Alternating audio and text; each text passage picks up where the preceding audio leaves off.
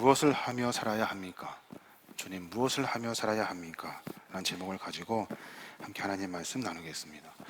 저는 요즘 기도하면서 이런 질문을 던지곤 합니다. 주님, 우리가 무엇을 하며 살아야 할까요? 무엇을 하며 살아야 할까요? 오래전에 읽은 책인데 러시아의 그 소설가이며 사실주의 문학의 대가인 톨스토이가 이런 똑같은 질문을 가지고 책을 썼어요. 그 책의 제목이 뭐냐면 사람은 무엇으로 사는가 하는 책이에요. 그 책의 이야기를 잠깐 하자면 어느 날 구두수선공이 수금을 하러 떠납니다. 그리고 수금해가지고 와가지고 지나가는데 길에 갑자기 추위에 벌거벗고 덜덜덜 떨고 있는 한 사람을 보게 돼요. 그래서 구두수선공이 안쓰러운 마음에 그를 도와줍니다. 그 사람 이름이 뭐냐면 미하엘이라는 사람인데 그 사람에게 자기가 입었던 옷을 이렇게 덮어주고 그리고 자기 집으로 이렇게 데리고 갑니다. 미하엘은 사실 누구냐면 하나님이 보낸 천사예요. 하나님이 미하엘에게 그렇게 명령하셨어요. 너 내려가서 한 영혼을 데리고 오니라. 미하엘이 그 영혼을 데리러 갔단 말이에요. 그런데 그 데리고 가려고 하는 그 영혼이 그렇게 말해요. 제가 당신 따라가면 이제 우리 아이들은 어떻게 합니까? 우리 아이들이 굶어 죽을 거예요 라고 말해요. 미하엘이 그 엄마의 그 간절한 그 소리를 듣고 마음이 너무 아파가지고 하나님 앞에 올라갑니다. 하나님, 도저히 저는 못하겠어요. 불쌍해서 그 영혼을 데리고 올 수가 없어요. 그랬더니 하나님이 미하엘에게 그렇게 말씀하셔요. 너 지상에 내려가서 3가지 질문의 답을 찾아오너라 라고 말씀하셔요. 3가지 질문. 그 질문이 뭐냐면 사람의 마음속에는 무엇이 있는가? 사람의 마음속에는 무엇이 있는가? 또 사람에게는 자기 미래를 내다보는 지혜가 있는가? 그리고 또 하나는 사람은 무엇으로 사는가? 이 3가지 질문의 답을 가지고 오라고 그래요. 미하엘과 그리고 구두수선공은 함께 생활을 합니다. 그러면서 미하엘이 첫 번째 질문의 답을 얻어요. 어떻게 하냐면 구두수선공의 그 지극히 자기를 대우하는 마음, 친절히 여기는 마음, 자기에게 사랑을 베풀어주는 그 마음에 하나님, 사람의 마음 속에는 하나님의 사랑이 들어있습니다 라고 답해요. 두 번째는 어떤 귀족 신사가 1년을 신을 튼튼한 구두를 만들어 달라고 주문을 합니다. 그러고 나서 이제 작업을 한참 시작하는데 주문을 하고 돌아간 그 주인이, 그 귀족 신사가 그만 마차에서 죽고 말아요.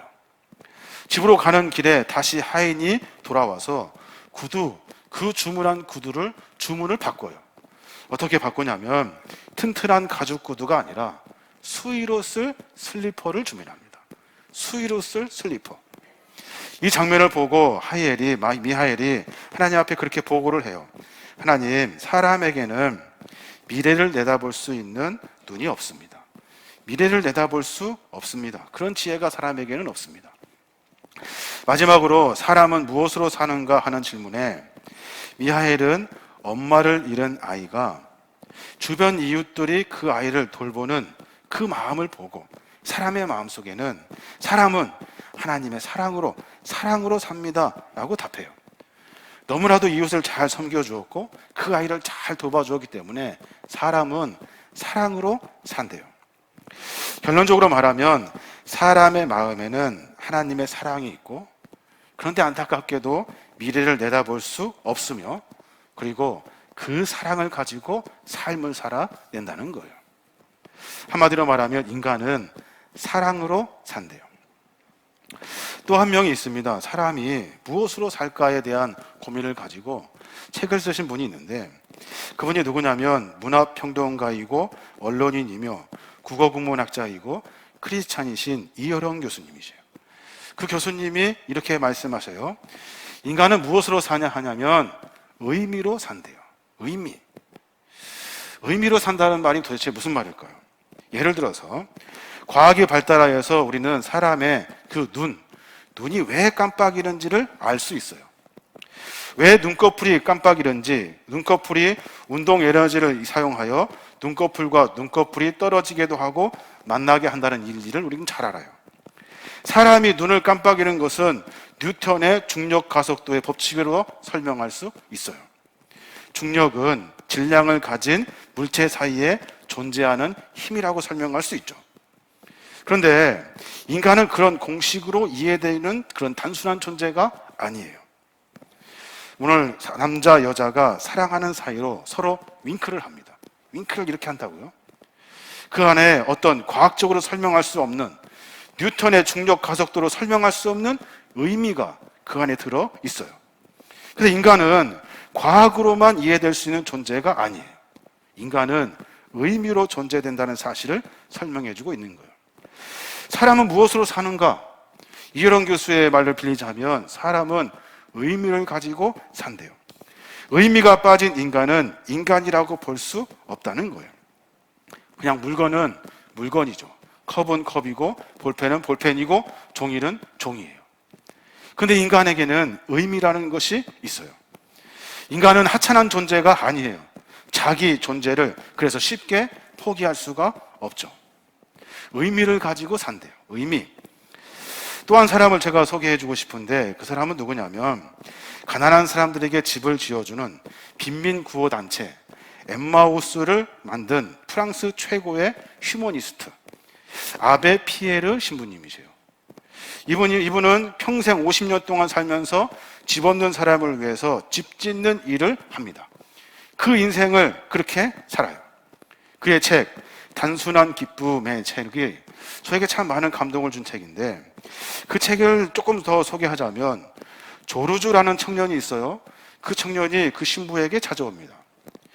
자기의 그 기구한 인생을 설명하면서 자기가 자살을 시도했다는 거예요. 근데 그 자살 실패했어요.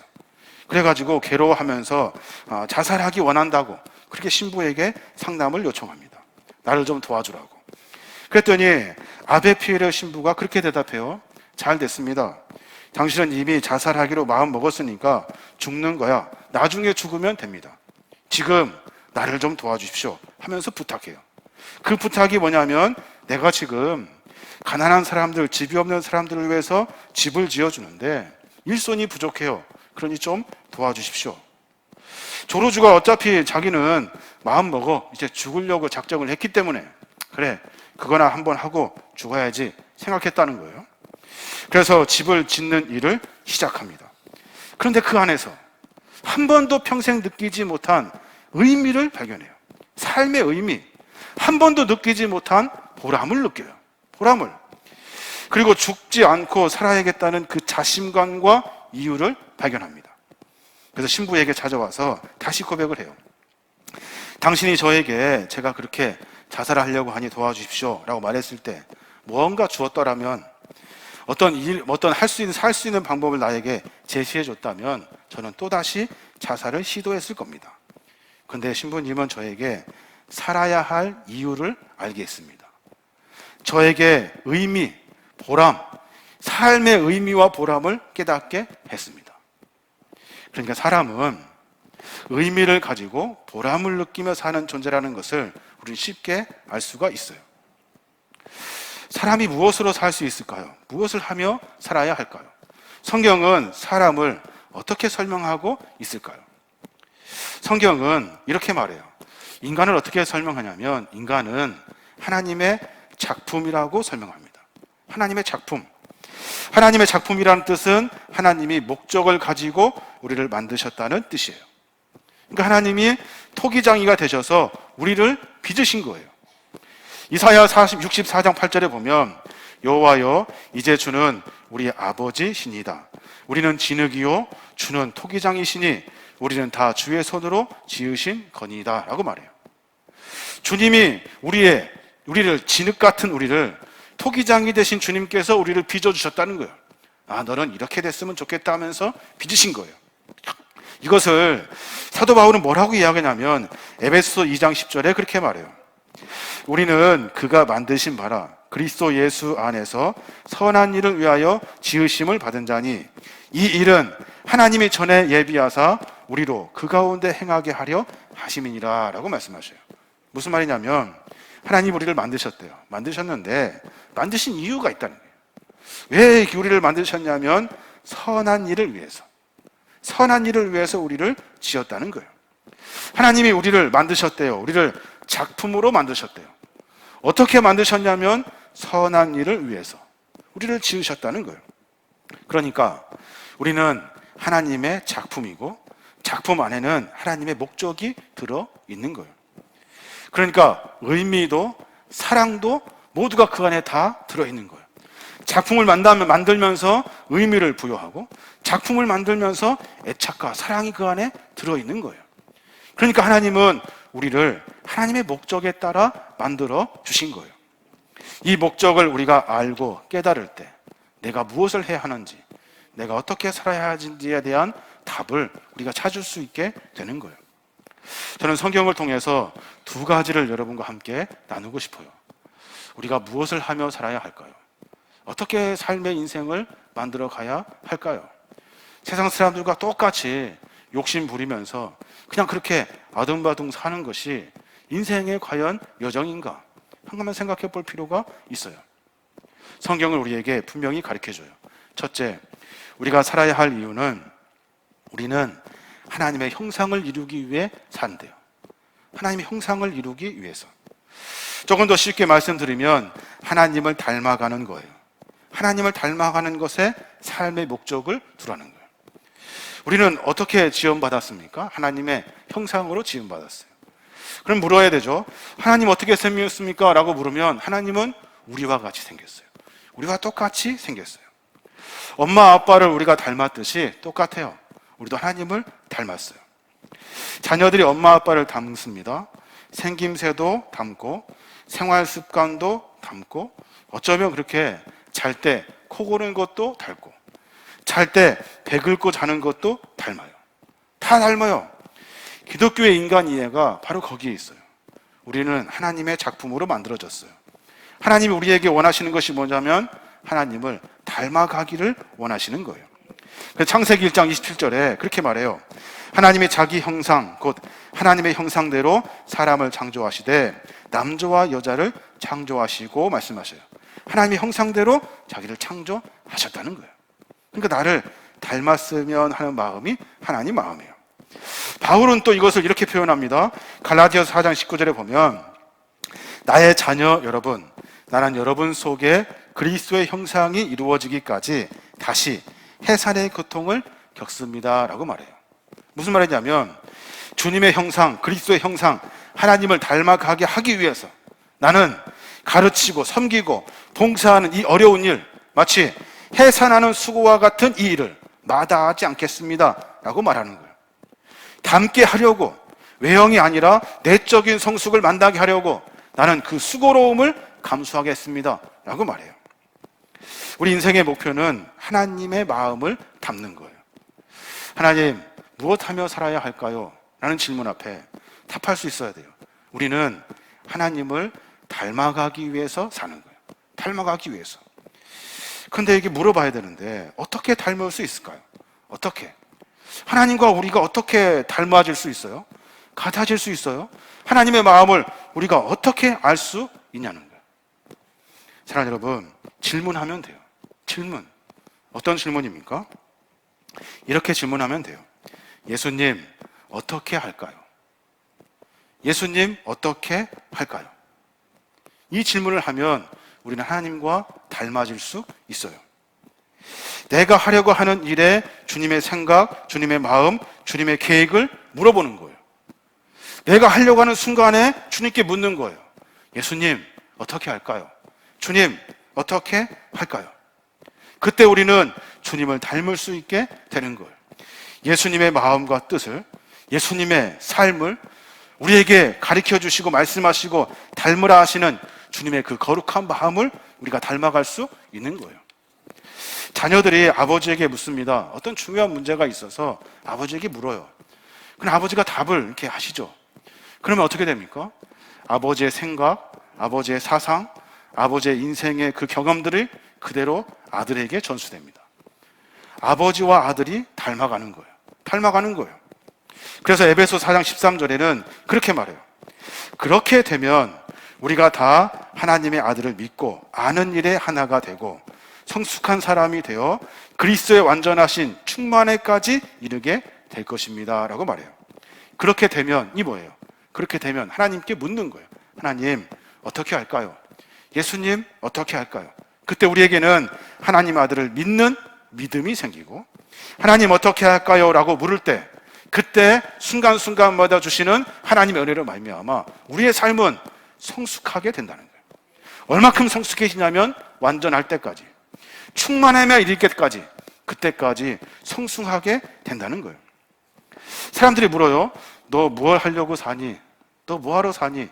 너 도대체 왜 사니? 라고 물으면 우리 뭐라고 대답해야 돼요? 나 뭐 되려고, 나 뭘 누리려고, 나 뭘 더 가지려고. 이것이 인생의 목적이 아니라는 거예요. 성경은 우리에게 그렇게 가르쳐 주지 않아요. 너 뭐 하려고 사니? 너 뭐 하려고 하니? 라는 물음에 나는 예수님을 닮으려고, 나는 예수님을 닮으려고, 내 인생에 예수님을 닮으며 삶을 살아내는 거예요. 이게 우리 인생의 목적이 되어야 하는 거예요. 그래야 예수님의 사랑도, 예수님이 우리를 만드신 그 목적과 의미도 우리 안에 깊이 새겨지게 되는 거예요. 또 한 가지, 성경 속에서 우리가 무엇을 하며 살아야 하냐는 그 질문 앞에 성경은 우리에게 그렇게 가르쳐줘요. 뭐라고 가르쳐주냐면 하나님의 영광을 위해서 살아라 라고 말해요. 하나님의 영광을 위해서 살아라. 고린도전서 10장 31절에 보면 그렇게 말해요. 그런즉 너희가 먹든지 마시든지 무엇을 하든지 다 하나님의 영광을 위하여 하라. 이것은 그냥 멋있는 문구가 아니에요. 이 구절을 보면 먹는 데도 목적이 있고 마시는 데도 목적이 있고 무엇을 할 때도 목적이 있어요. 그 목적이 뭐냐면 하나님의 영광을 드러내는 것이 목적이에요. 어떻게 먹어야 할까요? 어떻게 먹어야 하나님의 영광을 위해 먹는 거고, 어떻게 마셔야 하나님의 영광을 위해 마시는 거고, 어떻게 살아야 하나님의 영광을 위해 사는 걸까요? 여러분, 그 영광을 위해 산다는 삶은 내 일상을 통해서 다른 사람이 하나님을 소개받는다는 것을 의미해요. 내 모습을 보고 다른 사람들이 하나님을 인정하는 것을 의미해요. 야, 너를 보니까 하나님을 믿고 싶다. 너를 보니까 하나님이 너를 축복하시는 줄 알겠다.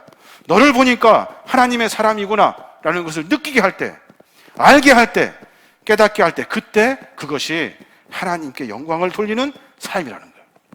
그래서 마태복음 5장 16절에 그렇게 말해요. 이같이 너희 빛이 사람 앞에 비치게 하여 그들로 너희 착한 행실을 보고 하늘에 계신 너희 아버지께 영광을 돌리게 하라. 주님이 우리에게 하신 명령이에요. 너희의 빛이, 이 빛은 무엇을 의미합니까? 우리의 삶을 의미해요. 너희의 삶이 사람 앞에 보여질 때, 우리의 삶 가운데 착한 행실로 삶을 살아낼 때, 그때 하늘에 계신 너희 아버지께 영광을 돌릴 수 있도록, 모든 사람들에게 그렇게 할 수 있도록 너희의 삶을 바꿔내라 라고 말씀하고 있는 거예요. 그냥 하나님의 영광을 위해 살아라, 하나님의 영광을 위해 삽시다, 그저 우리 안에 있는 믿음과 신앙을 지키는 것이 아니라고요. 영광을 위한 삶은 다른 사람이 나를 보고 하나님을 찾을 수 있도록 하는 삶이 영광을 돌리는 삶이에요. 창세기에 보면 요셉의 형들이 요셉을 팔아버려요. 그래서 어디로 갑니까? 종으로 팔려서 보디발의 집에 하인으로 들어갑니다. 그때 그 주인 보디발이 요셉이 일하는 것을 유심히 봐요. 요셉이 생각하는 것을 유심히 봐요. 요셉의 삶의 방식을 가만히 들여다봐요. 그랬더니 뭔가 달라. 그는 다른 사람들과 달라. 그러면서 그 주인이 보디발이 그렇게 고백을 해요. 창세기 39장 3절 보면 그의 주인이 여호와께서 그와 함께 하심을 보며 또 여호와께서 그의 범사에 형통하게 하심을 보았더라 라고 고백해요. 딱 보니까, 요셉을 보니까 여호와 하나님이 함께 하고 있는 것이 보여. 딱 보니까 여호와께서 매 순간순간마다 그에게 형통하게 하심을 보이는 거예요. 보디발은 하나님을 섬기는 사람이 아니에요. 그런데 요셉의 삶을 통해서 하나님께 영광을 돌리며 살더라는 거예요. 이게 우리 그리스도인이 해야 될 하나님의 영광의 삶이에요.